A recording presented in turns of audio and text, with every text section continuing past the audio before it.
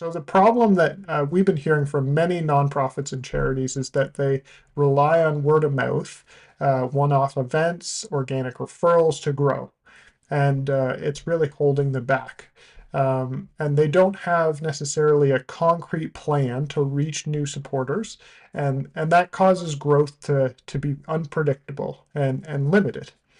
And so maybe this is something that you're facing and you're experiencing as you lead a team or a part of a team at a nonprofit or charity. And I'd love to, we do these polls just to kind of get an idea of where people are at. But I'd love to figure out where you guys feel you are. So the first poll here is, how does your organization currently attract new supporters? We have mostly word of mouth, occasional campaigns or events, a digital strategy, and then a little bit of everything. So if you want to take some time and just throw in your poll answer there. And yeah, it's really good to see. We do have some running occasional campaigns and events, and that is great, especially with a strategy running behind it. It is perfect. And then a little bit of everything, I think, is common as well. For most nonprofits and charities. So that's great. That gives me kind of a foundation to build on here as we go through this this webinar. Um, yeah, so why word of mouth isn't a strategy? Of course, it's not predictable. It's not repeatable. It depends on who happens to talk about you. It doesn't scale beyond your existing network. It's kind of stuck within who you know and who you talk to. And it puts you kind of at the mercy of chance. And this is also true, of course, when we're running kind of scattered campaigns or events. This is also true there because it really does depend kind of on word of mouth if it doesn't have a strategy really driving it. And there's a real cost to low visibility. I know that each one here represents a mission, a vision that's really important, that's changing the world for good. And people really can't act, they can't support it, they can't donate to it if they don't see it. And so that's really the goal of our fundraising operation, is to reach people that haven't heard about you before, tell a story that engages them and causes them to act. And really, we believe that good causes deserve great strategy and deserve real action. And so there's a high cost to low visibility. And that's what our plan is really here to solve. So another poll we want to launch here. What do you feel your biggest challenges with reaching new people? 1, we don't have a strategy. 2, we don't have the time. 3, we don't have the staff. 4, we don't have the budget. These are all the resource constraints. And then 5, you're too focused on retaining current supporters. I'd love to hear from you in this poll where you're at. This might be a bit more scattered than the first poll for sure. All right, so we have a few people saying we don't have a strategy, and that's definitely very common. And hopefully this webinar really gives you some insight into that. 1 said we don't have the staff, the team members, and then a few said we're too focused on retaining current supporters, which of course is a great focus. And we're not saying that that's not a good thing. It's always good to do the fundraising and lead generation, new outreach, along with focused on some of your nurturing current donors. But it's always good to continue to grow that outside of your current network. So great feedback, and we'll work on specifically that strategy piece today. And hopefully this gives you kind of a roadmap as to where to head and where to implement your staff, your time, and your resources. All right, so let's get into the plan to solve this issue of expanding beyond word of mouth in fundraising. And it really comes down to 3 steps. Number 1, understanding your audience. Number 2, crafting a compelling story. And number 3, amplifying that story through strategic digital channels. So first, understanding your audience. 2, crafting a story, and 3, amplifying that story through digital channels. And we're going to go through each one of these and kind of the step-by-step process that we go through with charities and nonprofits that we walk alongside. And we'll show you how, together with them, we understand their audience, craft a story, and then amplify that story through strategic channels. So let's jump into the first step of this 3-step plan, understanding the audience. And I love this quote. The aim of marketing is to know and understand the customer so well that the product or service fits him and sells itself. And this is a great quote that really speaks to this first step about understanding our audience. Understanding our audience is such a key piece of marketing because it's, as you're going to see, defines everything else in the plan. It defines the story. It defines the channels going forward. And it removes a ton of pain and anxiety if you know who you're speaking to. And even deeper than that, if you can start to understand who you're speaking to, their needs, their desires, then the message and the channels flow naturally. Now, obviously, when we're talking about marketing for products or services for corporations, it's much easier, in a sense, to think about who the customer is. It's whoever uses this product or service. With a organization like yours, a charity, a nonprofit, sometimes the audience is a bit more harder to understand or to comprehend. And so we're going to talk about in a second how we kind of get there with a nonprofit charity audience and start to parse through that. So understanding our audience, I have kind of 3 points under this, and we'll go through each one. So the first kind of step we do in understanding a nonprofit charity's audience is researching key supporters. And this is partly to do with what we talked about at the very beginning, how a lot of you are spending a lot of time, nurturing current donors or supporters. And so we intuitively know, as those who are running these organizations, that the supporters that we have already, we really want more of those supporters. We want more out of them, and we want more of them. And so that's where we think the best place is to start with our key supporters and really study them and figure out how can we duplicate our favorite supporters, either donors or volunteers or interns, anyone who's involved with our organization. So the first thing that we do to understand the audience is to review those key supporters. So looking at our CRM or our donor management system or our ERP or even like email marketing platform, and just looking at who are our top 4 to 5 supporters, really diving into who they are as people, what specifically is the same between these 4 or 5. Can we put them into different buckets or one bucket and start to understand them as a specific persona? We can, beyond looking at CRM, ERP, you can look at kind of your social followers, like who is engaging with your content. The beauty of like social media is the algorithm only shows the post to people who are most interested and most engaged.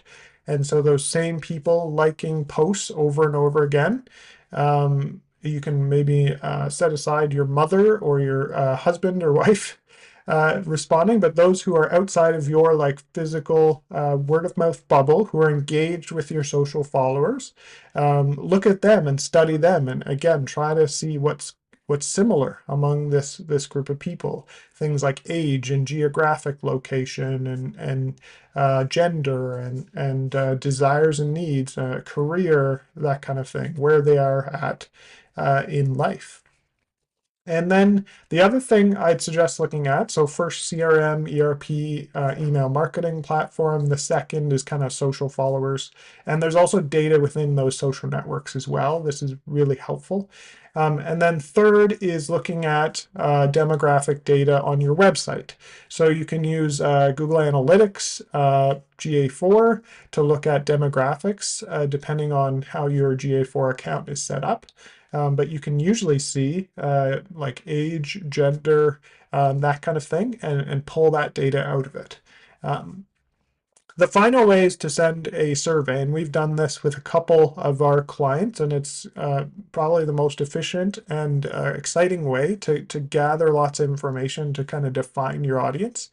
And so we usually send this out to like a full email list, and craft questions that really try to get down to like the why of the donor. Why are they supporting your organization? And so that's another way of researching those key supporters. Excuse me. So that's the first step in kind of understanding your audience is realizing and understanding your key supporters. And this might be something that you already understand and know. And I'm sure most of you can, as you think about your supporters, know like 4 or 5, a handful that you really would love to replicate. So that's the first step. The second step is, like I kind of hinted at, is bucketing them into personas. And this is marketing language for basically kind of like a makeup person, somebody who's fictional. And usually you want a couple of them, different fictional characters that make up a person, a type of person, a template of a person. And these donor personas, as many as 2 or 3 can usually be good. Each one should have its own kind of demographics, like age, gender, that kind of thing. Their geographics, where they're living, and you can even get into the psychographic stuff, like behavior, needs, desires, motivation, that kind of thing. And you really want to, like, we give them funny names depending on who they are and what they where they're coming from, but giving them names and kind of like describing them as if they're a person really helps for us to use it down the road as we speak to these people. And so having your personas based on your key supporters is really important as a first step to understanding your audience.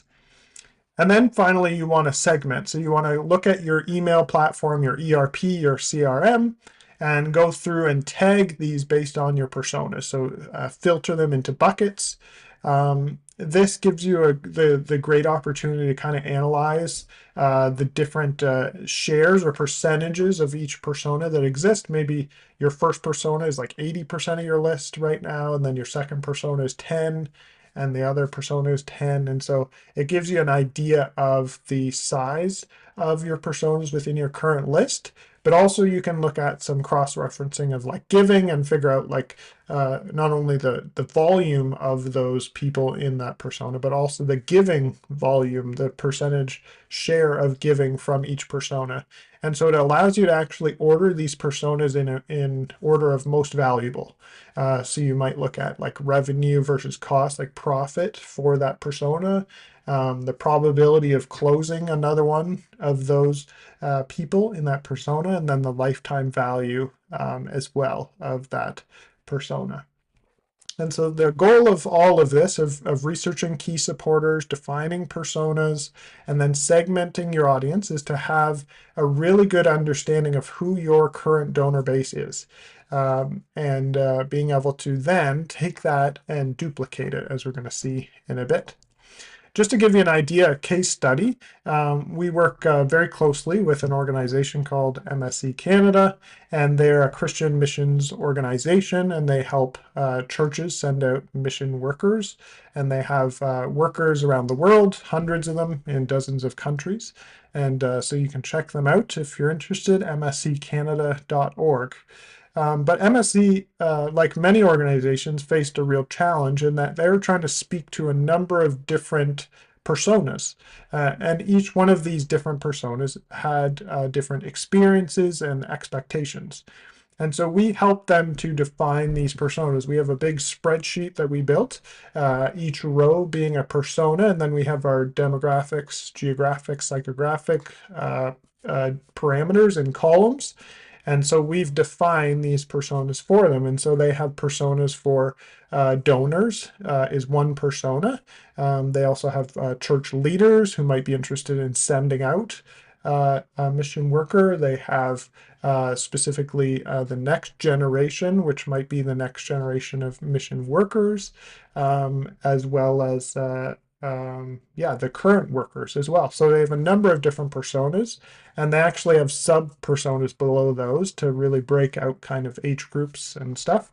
But this is the first step for them to really determine how do we speak to people, because telling one message to everyone at the same time can sometimes you can lose certain personas who just don't resonate with that message.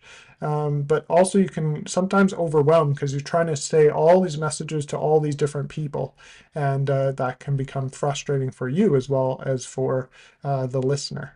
And so this is a great example of somebody who has a ton of different personas they're trying to speak to, and we've been able to help them to organize a bit better. So you've done your first step, you have your personas, you understand who you're working with, and you may be, as you're listening, this may be a review, and you may already be at this next step. And so what you really want to do next is start to tell your message. And we believe here in the power of story, and specifically, if you haven't picked up Donald Miller's book on story brand, it's exceptional. And this is a quote from his book. It says, "Story is the most powerful tool in the world to compel a human brain." And this is something that really changed how I approached marketing totally. I realized that story is not just about entertainment. It's really a way to communicate to people, and it's a way that a way of communication that we're wired to respond to as humans.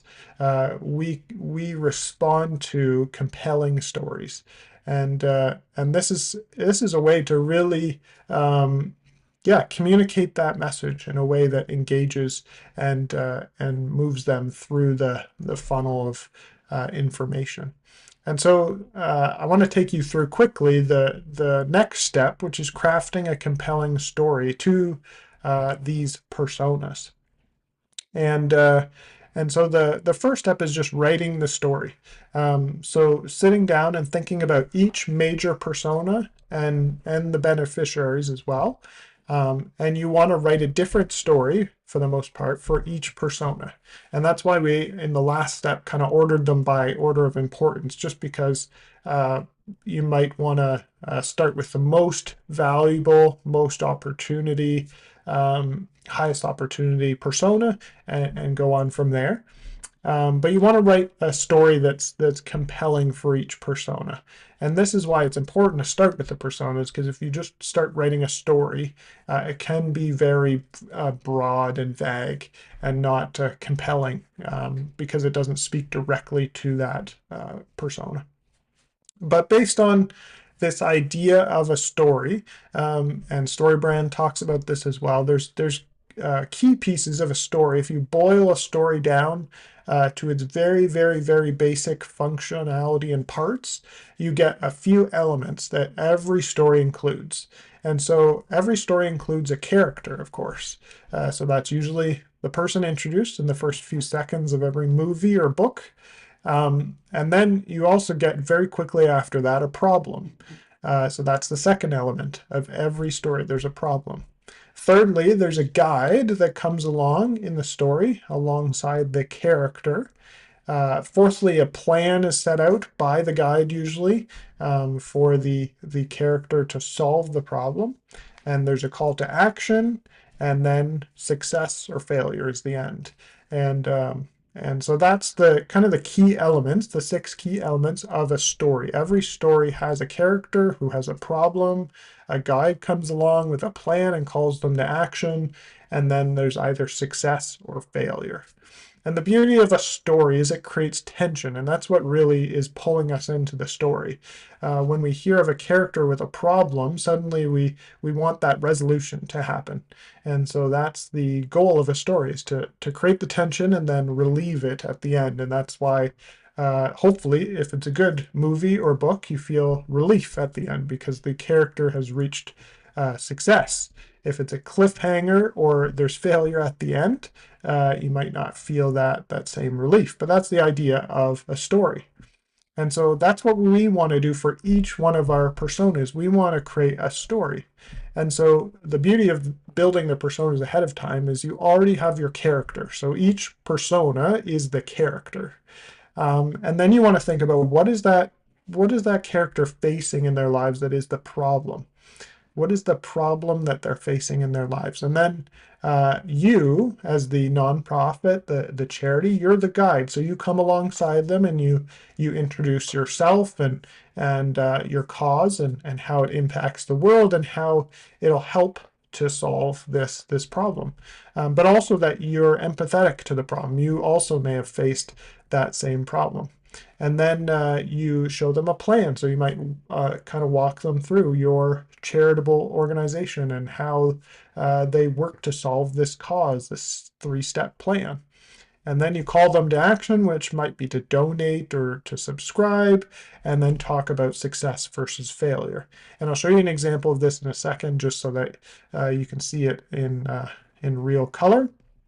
But that's the idea, is to write that story for each different persona, and then also one for the beneficiary as well, which is very helpful as well.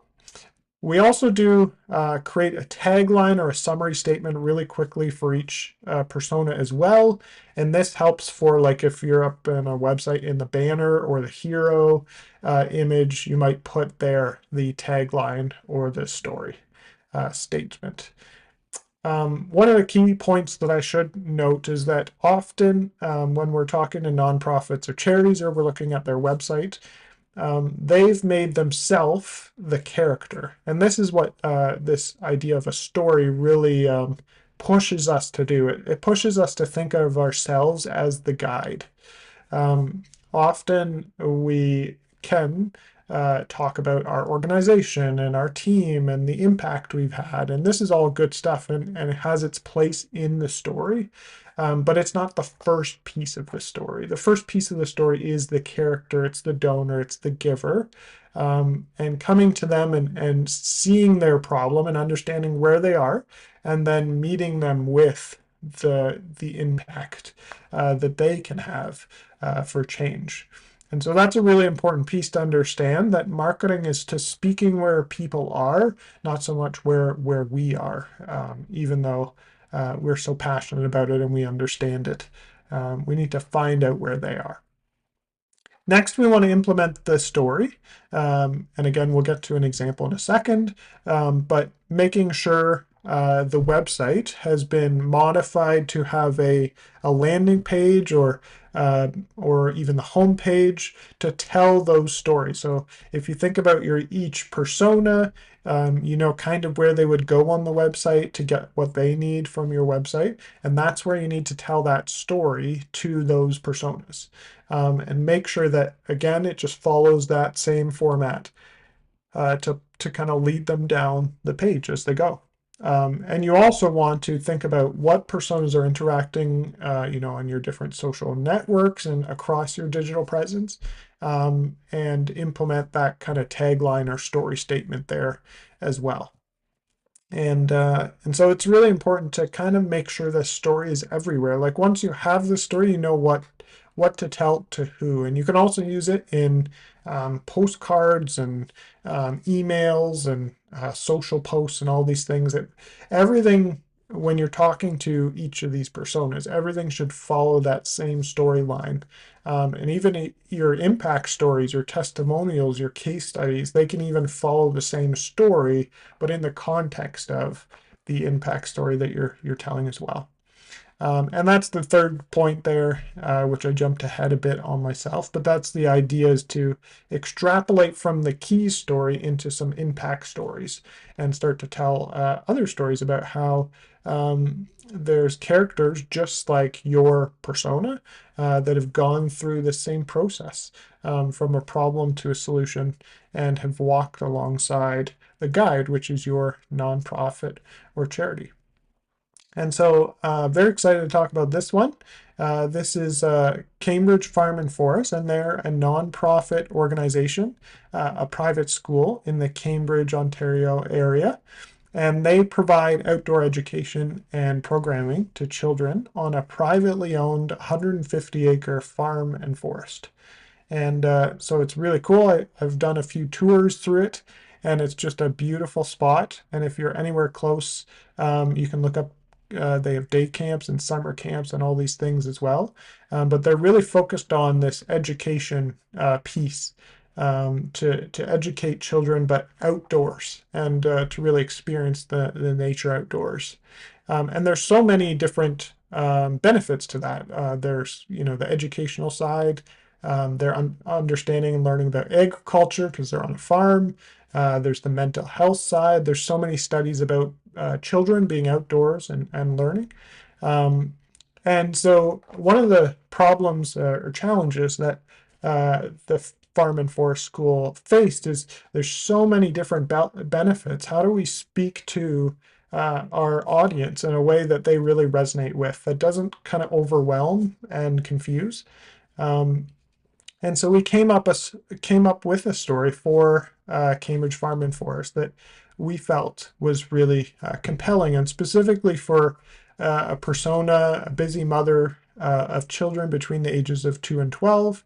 Pretty big range there, but gives you an idea of who our character is, our persona, a busy mother with children between the ages of 2 and 12.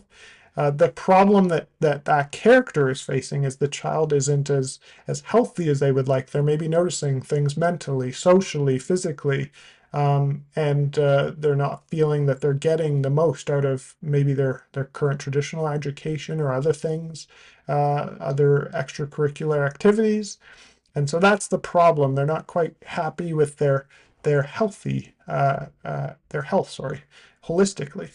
And so the Farm and Forest comes along, and they've dealt with some of these kids and seen real growth and improving of their health holistically, by playing and learning and discovering outdoors, and the confidence that really gives them in being outside.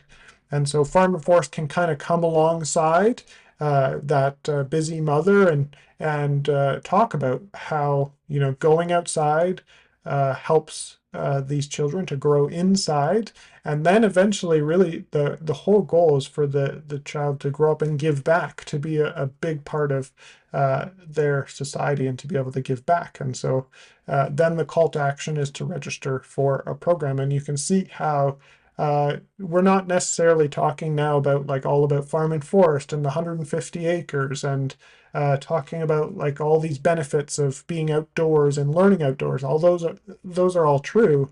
We're talking about a busy mother of a child that she feels isn't quite up to snuff holistically, and so it takes them along that kind of journey. And so it's a really cool approach to kind of engage people, to pull them in, and to tell that message succinctly. And so you want to do this for every single one of your personas, and then call them to action from there. I have the joy, as I see a couple names here that also have the joy of being at Disney Land and recently. And one of the greatest storytellers, of course, of our generation is Walt himself. And you can see him there with his friend Mickey. And there was a movie, I don't know if you've seen it, Saving Mr. Banks.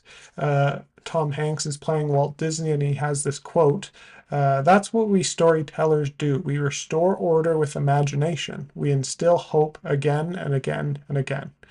And I kind of want to help you step into that place as those who are fundraising and leading organizations. It can be easy to think about dollars and budgets and finances and number of people and open rates of emails and click rates. All these things are good things, but to think of yourself as more of a storyteller, and that with your stories you're trying to restore order with imagination. I think that's such a healthy, encouraging way to go into it, and I think we'll see better results as we're just telling stories, stories that actually resonate with our donor, the different personas, but also stories that do call someone to action. And then you do see those open rates and click rates start to improve. And so that's the second step of the plan here, the three-step plan, is to tell a compelling story. Finally, we want to look at the third step, which is amplifying that story through digital channels. And this quote, I think, spoke to me the most. It's not about being everywhere, it's about being where it matters most.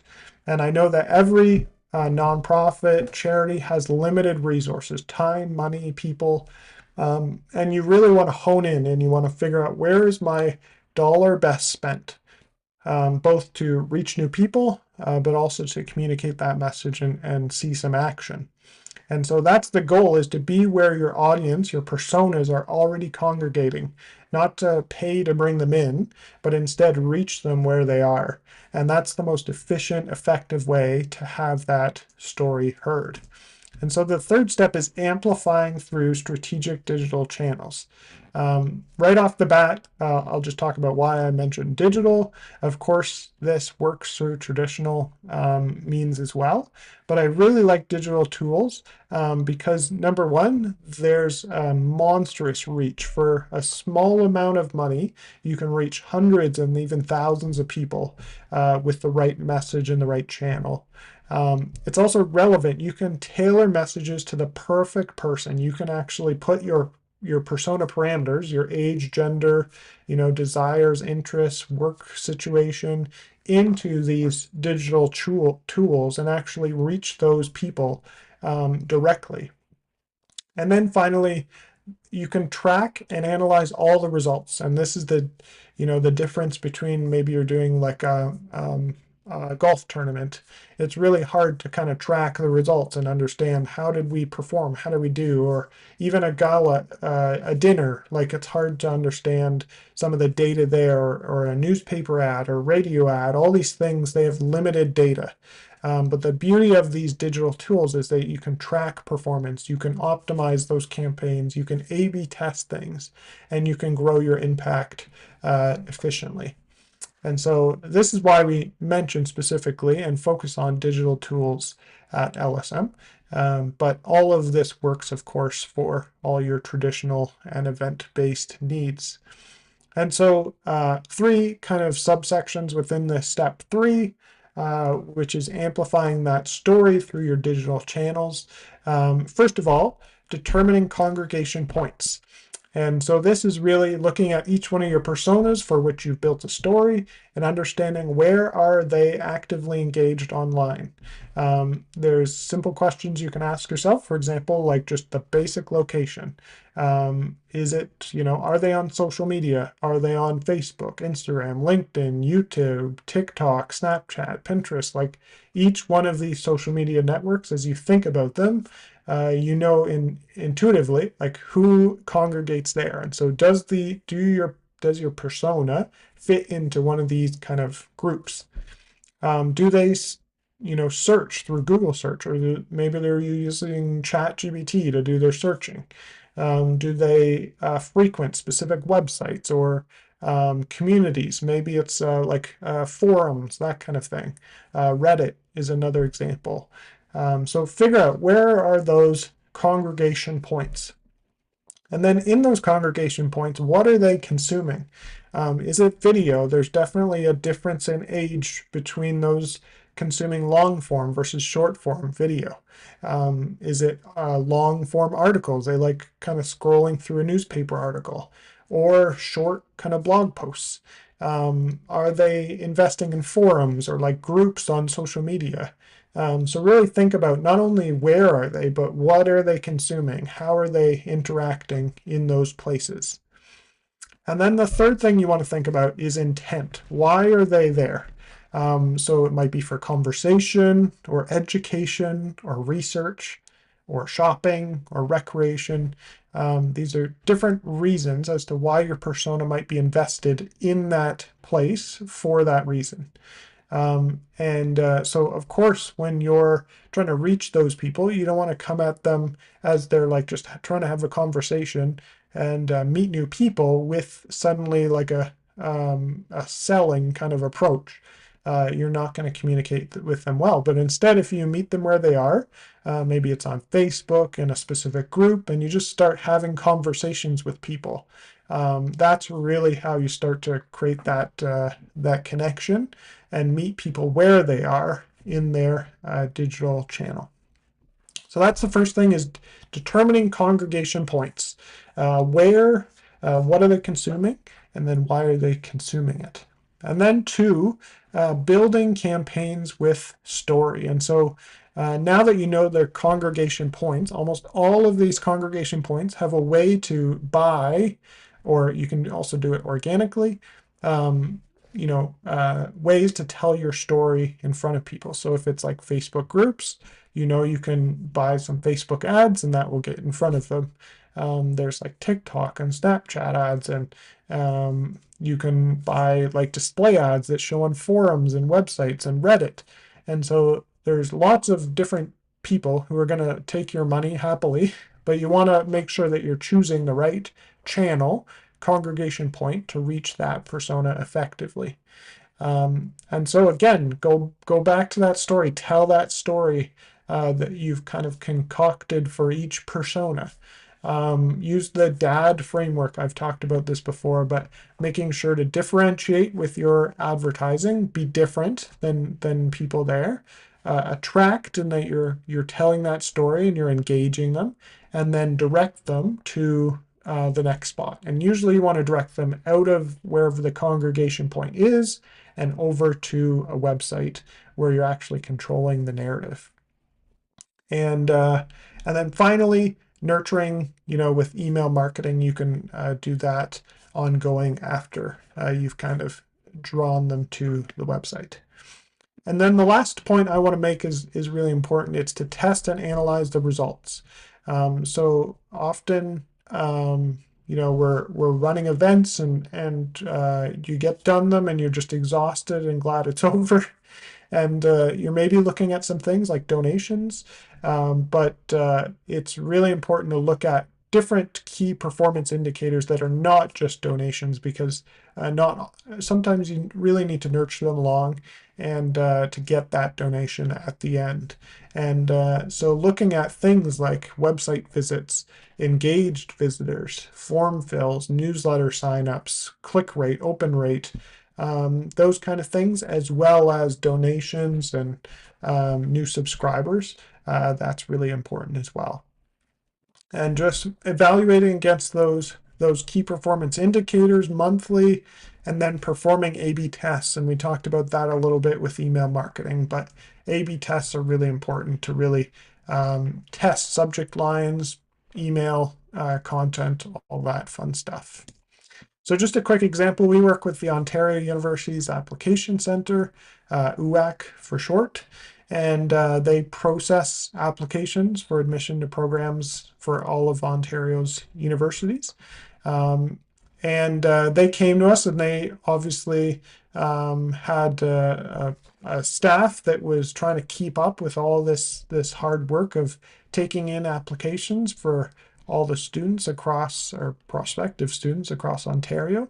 And so they wanted us to help them run a couple of campaigns for their upcoming events. So they run a fair, where all the universities come together and present in the GTA. But also they run regional fairs throughout Ontario and virtual events. And so what we wanted to do was reach three different key personas. The first being the teens that are looking at post-secondary education, the parents, guardians, who are really the decision makers, as we know, and then the guidance counselors, who are our influencers. And so we thought about all three of these personas and decided that the best way to reach the teens were through Instagram Reels, TikTok, and Snapchat. The best way to meet these parents or guardians is through Instagram and Facebook. And then the best way to meet the guidance counselors was through Facebook. And so you notice that we knew our personas, so understood our audience, the first step. Number two, We told our story, so there's storytelling that we built for each one. Of course, teens are like just anxious about, what's next and kind of undecided and facing some of those hard decisions.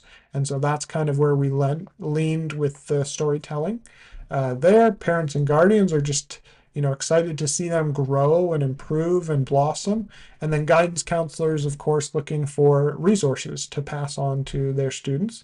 And so those were kind of the angles we took with the story, and then we amplified it through these platforms. And so worked with Meta, TikTok, Snapchat, and showed these different videos and text ads throughout. And it was really exciting to see just their first virtual event go by, and they had double the attendees they had the year before. And so really encouraging to see this actually work. That when you define and understand your audience and then tell a story that they understand and then amplify that through where they exist, it's just logically, of course, going to work to your benefit. And even better than that, it's efficient and effective. We're not spending a bunch of dollars trying to meet teens on Facebook where they don't exist, or if they do, they're not engaged. So it's really important to kind of follow those 3 steps and see it work out. And so, without a strategy, without kind of just running different campaigns or events and not thinking about personas or stories, we're going to have stagnant growth and unengaged lists or email lists. We're going to miss opportunities. We're going to be scrambling to find new supporters instead of consistently attracting them. And the successful strategy looks like this growing community of supporters, clarity around what works, and A/B testing, and just continually growing and understanding your audience better, and then forming a strategy that matches the strength of your mission. And that's really the goal overall.